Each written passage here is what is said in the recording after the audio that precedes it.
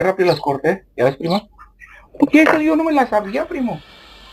No, nadie se lo sabe, yo lo acabo de inventar.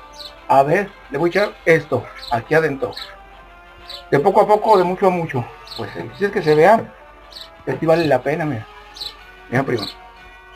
Ay, Luisinho, eres todo un genio de la cocina, de los inventos. A mí nunca se me hubiera ocurrido. No, y voy a hacer muchos. Es más, mi salsa tengo. ¿Por qué las voy a poner? Si los chilaquiles son con chiles. Ah, no, prima, los míos no. ¿Cómo que no?